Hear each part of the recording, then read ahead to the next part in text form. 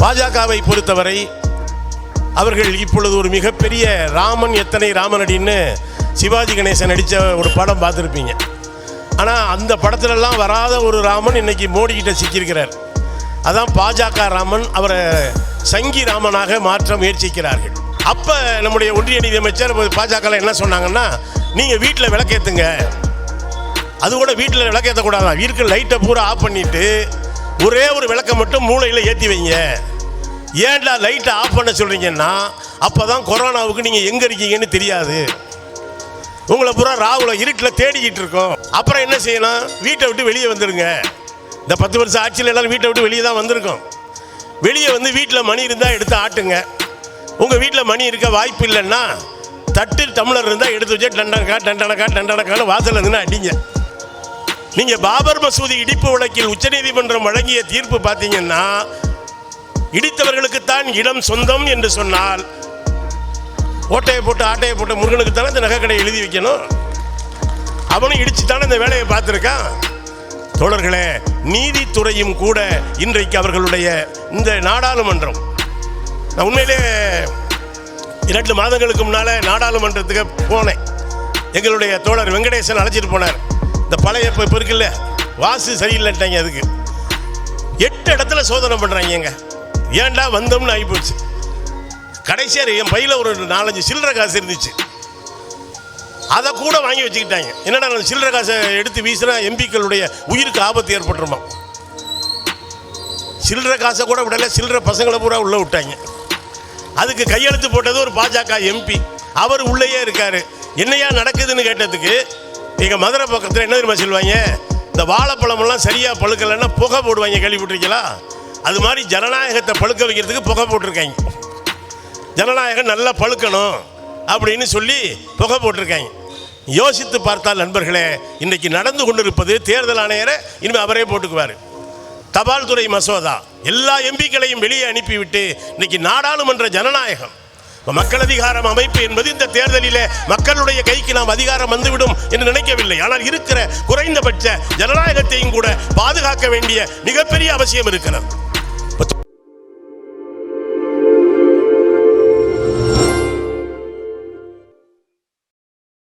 மக்கள் அதிகாரம் முன்னெடுத்திருக்கிற பாஜகவை தோற்கடிப்போம், இந்தியாவை ஆதரிப்போம் என்கிற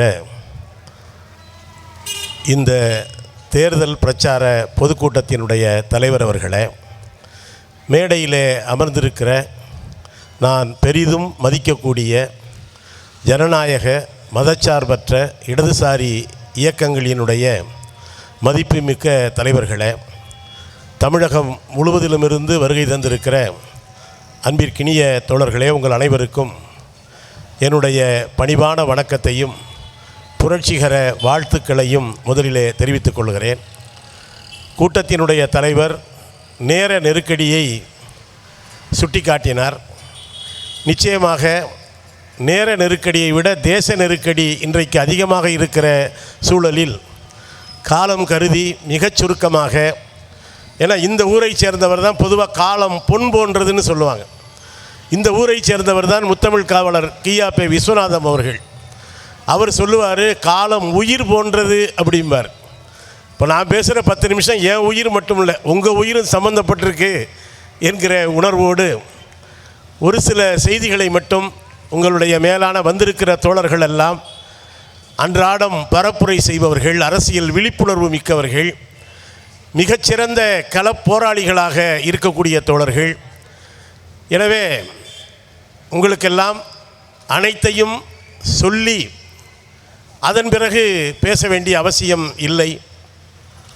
இன்றைக்கு மக்கள் அதிகாரம் எடுத்திருக்கிற இந்த மாநாடு என்பது உண்மையிலேயே ஒரு மிக முக்கியமான ஒரு முன்னெடுப்பு என்று நான் கருதுகிறேன்.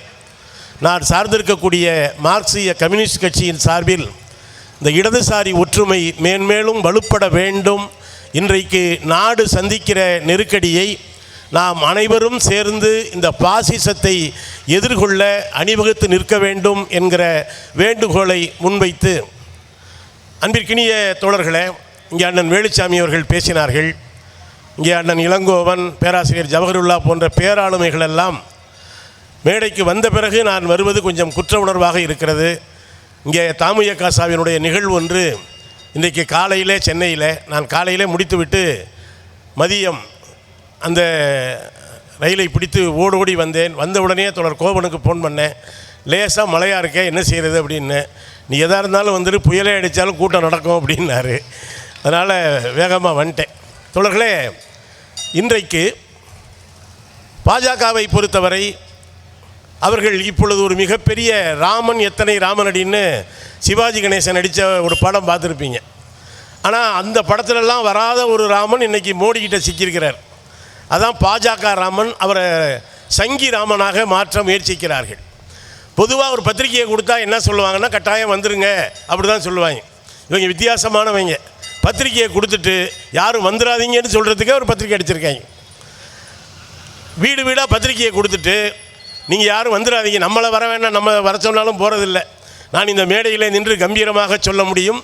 எல்லா கட்சிகளுக்கும் அழைப்பு என்று சொன்ன பொழுது மார்க்சிய கம்யூனிஸ்ட் கட்சி உங்களுடைய அழைப்பை நாங்கள் நிராகரிக்கிறோம். இது கோயில் திறப்பு விழா அல்ல, பாபர் மசூதி இடிக்கப்பட்ட இடத்தில் கட்டப்படுகிற இந்த திறப்பு விழாவிற்கு நாங்கள் வரமாட்டோம் என்று கம்பீரமாக அறிவித்தவர்கள் கம்யூனிஸ்டுகள். இப்போ என்ன சொல்கிறாங்க, அத்வானியே வர வேணான்ட்டாங்க, முரளி மனோகர் சோசியை வர வேணான்ட்டாங்க. ஏன்னா கேமரா ஒரே இடத்துல தான் ஃபோக்கஸ் பண்ணணும், அவர் மட்டும்தான் எல்லாம், அவர் மட்டும் வந்தால் போதும், நீங்கள் எல்லாம் என்ன செய்யுங்க அப்படின்னா, ஏங்க ஏற்கனவே கோயிலுக்கு திறப்பு விழாவுக்கு வர வேணாங்கிறீங்களா, இப்போ எப்போ நாங்கள் வர்றது, அடுத்து ஏதாவது மசூதி இடிக்கிற வேலை இருந்தால் வந்து சூத்திரங்களை பூரா கூப்பிட்றோம், அப்போ நீங்கள் வந்தால் போதும், மற்ற வேலையெல்லாம் நாங்கள் பார்த்துக்கிறோம்ட்டாங்க. இங்கே நம்முடைய ஒன்றிய நிதியமைச்சர் நிர்மலா சீதாராமன் அவர்களை பற்றி அண்ணா வேலுச்சாமி சொன்னார் இல்லையா. இப்போ பிஜேபி என்ன சொல்கிறாங்கன்னா, ராமருக்கு நாங்கள் கோயில் திறக்கிறப்ப நீங்கள் வீட்டில் விளக்கேற்றுங்க. ஏன்னா இது வரைக்கும் நாங்கள் வீட்டில் விளக்கே ஏற்றினது இல்லையா, நீ சொல்லித்தான் தமிழ்நாட்டில் விளக்கேற்ற போகிறோமா.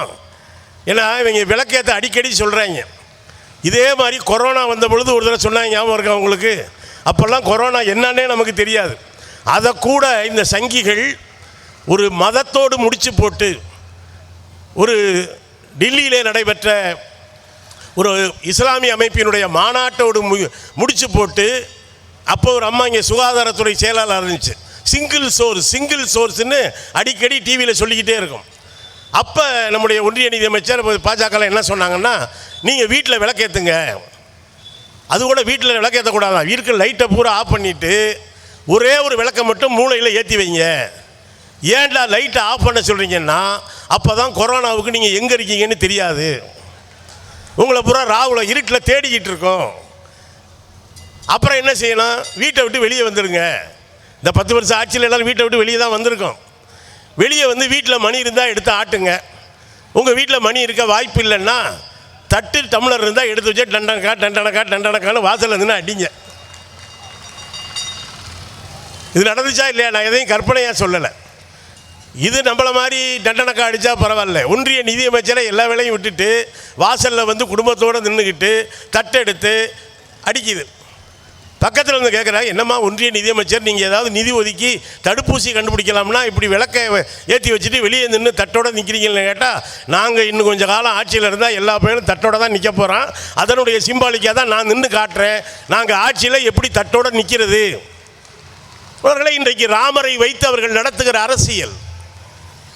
இன்றைக்கி கூட நாங்கள் போட்டிருக்கோம் தீக்கதிர் பத்திரிகையில், நாடாளுமன்ற திறப்பு விழாவுக்கும் நம்முடைய மரியாதைக்குரிய குடியரசுத் தலைவர் நாட்டினுடைய முதல் குடிமகளுக்கு அழைப்பில்லை.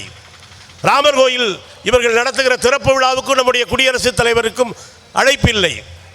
எங்களை கூட கேட்டாங்க, நீங்கள் தான் தேர்தலையே மரியாதைக்குரிய திரௌபதி முர்மு அவர்களை ஆதரிக்கலையே, நீங்கள் ஏன் இப்போ அந்த அம்மாவுக்காக வக்காலத்து வாங்குறீங்கன்னு. நாங்கள் சொன்ன தேர்தலில் நிற்கிற பொழுது அவங்க பாஜக வேட்பாளர், இப்பொழுது எனக்கும் சேர்த்து அவர்தான் குடியரசுத் தலைவர், என் நாட்டினுடைய குடியரசுத் தலைவருக்கு ஒரு அவமரியாதை வந்தால் ஒரு குடிமகன் என்கிற முறையில் நாங்கள் கேட்போம் என்று சொன்னோம். இங்கே நாட்டில் அதிக நேரம் இல்லை, பேசிக்கலாம், இன்னும் நிறைய நேரம் இருக்குது. வருகிற தீர்ப்புகளை பாருங்கள். காஷ்மீரினுடைய 370வது பிரிவை அகற்றியது செல்லும் என்று உச்சநீதிமன்றம் சொல்கிறது. அடுத்த நாளே இன்னொரு தீர்ப்பு வருது. ஹிண்டன்பர்க் வெளிப்படுத்திய அதானியினுடைய பங்குச்சந்தை மோசடி வழக்கை ஒரு சிறப்பு புலனாய்வு குழு விசாரிக்க தேவையில்லை, பங்குச்சந்தையே விசாரித்தால் போதும். அதுக்கு எதுக்கு சிரமப்படுறீங்க, அதானியே விசாரித்தால் போதும்னு சொல்லியிருக்கலாம்ல. பங்கு சந்தையும் அதானியும் சேர்ந்து தானே கூட்டு கலவாணி தானே ரெண்டு பேரும், அதுக்குள்ளே பூத்து தானே விளையாண்டான். உடனே அதானி கண்ணீர் வடிய சொல்கிறாரு, நாட்டுக்கான என்னுடைய சேவை தொடரும். அது என்ன தெரியுமா? இப்போ திருச்சியில் தொடர்ந்து விமான நிலையத்தை ஆட்டையை போட போகிறாங்கன்னு அர்த்தம். அதுதான் இவருக்கு செய்கிற சேவை. நினைத்து பார்க்கிறேன். அதற்கு முன்னால் பாபர் மசூதி இடிப்பு வழக்கில் என்ன தீர்ப்பு கொடுத்தது? நான் விளையாட்டாக ஒரு கூட்டத்தில் சொன்னேன். இதே திருச்சியில் தான் மெயின்கார்டில் கேட்டில் ஒரு நகைக்கடையில் ஒருத்தன் கொள்ளையடிச்சிட்டு போயிட்டான். திருவாரூர் முருகன், நீங்கள் கேள்விப்பட்டிருப்பீங்க. அந்த வழக்கில் அந்த கடை பேரை சொல்ல விரும்பலை. அவன் அங்கே கொள்ளையடிச்சிட்டு போயிட்டான் நகையை. இந்த நகைக்கடை ஓனருக்கு ஒரு குறுகுறுன்னு ஆகி போச்சு. மெயின்கார்டு கேட்டில் இத்தனை கடை இருக்கப்போ என் கடையை ஏன் முருகா அடித்தேன் அப்படின்னு ஜெயிலையே போய் கேட்டார். அதுக்கு முருகன் சொன்னால், நீங்கள் தானையா சொன்னீங்கன்னா. என்னடா என் கடையில் ஆட்டையை போட்டு நான் எங்கடா சொன்னேன், நீங்கள் தான் சொன்னீங்க, 4 கடையை பாருங்கள், கடைசியாக நம்ம கடைக்கே வந்துடுங்க அப்படின்னு. நானும் 4 கடையை பார்த்தேன், உங்கள் கடை தாங்க சந்துக்குள்ளே ரொம்ப கரெக்டாக இருந்துச்சு, அதான் கண்ணக்கோள் வச்சேன் அப்படின்னா. நீங்கள் பாபர் மசூதி இடிப்பு வழக்கில் உச்சநீதிமன்றம் வழங்கிய தீர்ப்பு பார்த்தீங்கன்னா, இடித்தவர்களுக்குத்தான் இடம் சொந்தம் என்று சொன்னால், ஓட்டையை போட்டு ஆட்டையை போட்ட முருகனுக்கு தானே இந்த நகைக்கடையை எழுதி வைக்கணும். அவனும் இடிச்சு தானே இந்த வேலையை பார்த்துருக்கான். தோழர்களே, நீதித்துறையும் கூட இன்றைக்கு அவர்களுடைய இந்த நாடாளுமன்றம், நான் உண்மையிலே 2 மாதங்களுக்கு முன்னால் நாடாளுமன்றத்துக்கு போனேன். எங்களுடைய தோழர் வெங்கடேசன் அழைச்சிட்டு போனார். இந்த பழைய இப்போ இருக்குல்ல, வாசு சரியில்லைன்ட்டாங்க. அதுக்கு 8 இடத்துல சோதனை பண்ணுறாங்க. ஏன்டா வந்தோம்னு ஆகிப்போச்சு. கடைசியாக என் பையில் ஒரு 4-5 சில்லறை காசு இருந்துச்சு, அதை கூட வாங்கி வச்சுக்கிட்டாங்க. என்னடா நான் சில்லறை காசை எடுத்து வீசினா எம்பிக்களுடைய உயிருக்கு ஆபத்து ஏற்பட்டுருமா. சில்லறை காசை கூட விடலை, சில்லறை பசங்களை பூரா உள்ளே விட்டாங்க. அதுக்கு கையெழுத்து போட்டது ஒரு பாஜக எம்பி, அவர் உள்ளேயே இருக்கார். என்னையா நடக்குதுன்னு கேட்டதுக்கு, எங்கள் மதுரை பக்கத்தில் என்ன தெரியுமா சொல்லுவாங்க, இந்த வாழைப்பழமெல்லாம் சரியாக பழுக்கலைன்னா புகை போடுவாங்க, கேள்விப்பட்டிருக்கீங்களா? அது மாதிரி ஜனநாயகத்தை பழுக்க வைக்கிறதுக்கு புகை போட்டிருக்காங்க. ஜனநாயகம் நல்லா பழுக்கணும் அப்படின்னு சொல்லி புகை போட்டிருக்காங்க. யோசித்து பார்த்தால் நண்பர்களே, இன்றைக்கி நடந்து கொண்டிருப்பது தேர்தல் ஆணையரை இனிமேல் அவரே போட்டுக்குவார். தபால் துறை மசோதா எல்லா எம்பிக்களையும் வெளியே அனுப்பிவிட்டு இன்றைக்கி நாடாளுமன்ற ஜனநாயகம், மக்கள் அதிகாரம் அமைப்பு என்பது இந்த தேர்தலில் மக்களுடைய கைக்கு நாம் அதிகாரம் வந்துவிடும் என்று நினைக்கவில்லை. ஆனால் இருக்கிற குறைந்தபட்ச ஜனநாயகத்தையும் கூட பாதுகாக்க வேண்டிய மிகப்பெரிய அவசியம் இருக்கிறது. இப்போ தொலைக்காட்சி விவாதங்களுக்கு போகிற பொழுது ஒரு நண்பர் என்கிட்ட கேட்டார், என்னையா இந்தியாவில் கம்யூனிஸ்ட் இயக்கம் ஆரம்பித்து இவ்வளவு காலமாகுது, ஆனால் கிட்டத்தட்ட சமகாலத்தில் தான் இங்கே ஆர்எஸ்எஸ் இந்து மகாசபை எல்லாம் ஆரம்பிச்சது, அவங்க வளர்ந்து அதிகாரத்துக்கு போயிட்டாங்க, நீங்கள் இன்னமும் தெருமுனையில் தானே உண்டியல் அடிச்சுக்கிட்டு இருக்கிய அப்படின்னாப்புல. நான் கூட சொன்னேன், ஐயா நாங்கள் கடவுள் மாதிரி எப்படின்னேன். ஏன் அப்படின்னாரு, கடவுளும் உண்டியல் வச்சுருக்காரு, கம்யூனிஸ்ட்டும் உண்டியல் வச்சுருக்கான். அதில் 2 விஷயம், கடவுளுக்கும் அந்த உண்டியலில் வர்ற காசை எடுத்துக்கல, நாங்களும் அந்த உண்டியலில் வர்ற காசை எடுத்துக்கிறது இல்லை. நீங்கள் இப்போ பால் சாப்பிட்டோம்னு வைங்களேன், உடனே அது ஒன்று வேலை, அது உள்ளுக்குள்ளே போய் வேலை செய்யும், ஆனால் தெரியாது. கம்யூனிஸ்டுகளுடைய பொதுவுடைமை இயக்கம், இடதுசாரி இயக்கம் என்பது அப்படித்தான். ஆனால் பால் டாயில் குடித்தா உடனே தெரியும், அடுத்த நிமிஷம் கொண்டு போயிடலாம் மகாத்மா காந்தி மருத்துவமனைக்கு. அதனால் உடனே வேலை செய்கிற பால் டாயில் தான் பாலை விட சிறந்தது என்கிற முடிவுக்கு எந்த முட்டாளும் வரமாட்டான். பொதுவுடைமை இயக்கம் என்பது பாலை போல இந்த சமூகத்தை வலிமை ஊட்டக்கூடியது. இந்த ஆர்எஸ்எஸ், இந்த இந்து மகாசபை, இந்த இந்துத்துவ கூட்டம் என்பது பால் டாயில போல உடனுக்குடன் வேலை செய்வது. அந்த விஷ முறிப்புக்காகத்தான் மக்கள் அதிகாரம் இந்த மாநாட்டை முன்னெடுத்திருக்கிறது. உண்மையிலேயே தோழர்கள், இந்த இவ்வளவு பெரிய ஆபத்து வரும் என்று தெரிவதற்கு முன்னாலேயே அன்றைக்கு தோழர் கோவன் உள்ளிட்டவர்கள் நெருங்குதடா இருள் நெருங்குதடா என்று 15-20 ஆண்டுகளுக்கு முன்னாலேயே நம்ம எச்சரித்தார்கள். அந்த எச்சரிக்கையை இந்த தேசம் முழுமையாக உள்வாங்கி கொண்டிருந்தால் இன்னும் சில சேதங்களை நாம் தவிர்த்திருக்க முடியும். தோழர்களே, நமக்குள் இங்கே அண்ணன் வேலுச்சாமி சொன்னார், வேறுபாடுகள் இருக்கும், நிச்சயமாக இருக்கும். ஆனால் தோழர்களே, முதலில் இந்த ஜனநாயகத்தை பாதுகாத்தால்தான் அடுத்தது நாம் விரும்புகிற மாற்றங்களை நோக்கி செல்ல முடியும். அதற்காகத்தான் மார்க்சிய, அம்பேத்கரிய, பெரியாரிய எல்லா இயக்கங்களும் கைகோர்த்து நிற்க வேண்டிய நேரம் இது.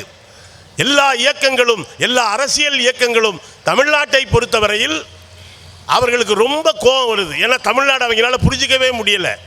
நான் தமிழ்நாடு ரொம்ப மேம்பட்ட ஒரு மாநிலம், பண்பட்ட மாநிலம், பக்குவப்பட்ட மாநிலம். ஒரு செய்தியை சொல்லி நான் நிறைவு செய்கிறேன். இதே நம்ம பெரிய வெள்ளம், அதுக்கு காசு தரலைங்கிறது வேறு விஷயம். தூத்துக்குடியை சுற்றி பார்க்க போகிறேன்னா நிர்மலா சீதாராமன் வெள்ளத்தை பார்க்கல, கோயில் எப்படி இருக்குன்னு பார்க்குது. அங்கே ஒரு பக்தர்கிட்ட சொல்லுது, நீங்கள் உண்டியலில் காசை போடாத, தட்டில் போட்டுருங்க அப்படின்னு. அந்த அம்மாவை பொறுத்த வரைக்கும் நாட்டோட காசை பூரா அதானி தட்டில் போட்டுறணும், கோயிலில் இருக்க காசை பூரா அர்ச்சகர் தட்டில் போட்டுறணும். எதுவும் ப்ராப்பராக நடக்கக்கூடாது. ஆனால் ஒரு ரயில் வந்து நிற்கிது திருவைகுண்டம் ரயில் நிலையத்தில். இப்போ நிறைய ஐயப்ப சாமிகள், நான் வரும்பொழுதே மேல்மருத்தூர் சாமிகள் நிறைய இருக்குது. இப்படி ஐயப்ப சாமிகள் வந்து 4 நாள் அந்த ட்ரெயினில் இருக்கிறாங்க, சாப்பாடு இல்லை. பிறகு மீட்கப்பட்ட பிறகு பக்கத்தில் ஒரு ஜமாத் இருக்குது. இந்த ஐயப்ப சாமிகள் அந்த ஜமாத்தில் உட்காந்து சாப்பிட்ற காட்சி இருக்கு இல்லையா, இது தாண்டா தமிழ்நாடு. பாஜகவினுடைய பருப்பு ஒரு காலத்திலும் தமிழ்நாட்டிலே வேகாது வேகாது வேகாது என்று சொல்லி தோழர்களே, வர இருக்கக்கூடிய சில மாதங்கள் மிக மிக முக்கியமானவை. நம்முடைய அனைத்து பணிகளையும் ஒத்தி வைத்துவிட்டு நம்முடைய ஒரே நோக்கம் தமிழ்நாடு மற்றும் புதுவையில் 40க்கு 40 இந்த இந்தியா கூட்டணி பெறுவதற்கான அனைத்து முயற்சிகளையும் நாம் அனைவரும் சேர்ந்து செய்வோம். இந்த மேடை அதற்கு உதவும் என்று சொல்லி அதற்கான ஒரு முதல் புள்ளியை துவக்கி வைத்திருக்கிற மக்கள் அதிகாரத்தினுடைய மதிப்புமிக்க தோழர்களை வணங்கி போற்றி என் வார்த்தைகளை நிறைவு செய்கிறேன். நன்றி, வணக்கம்.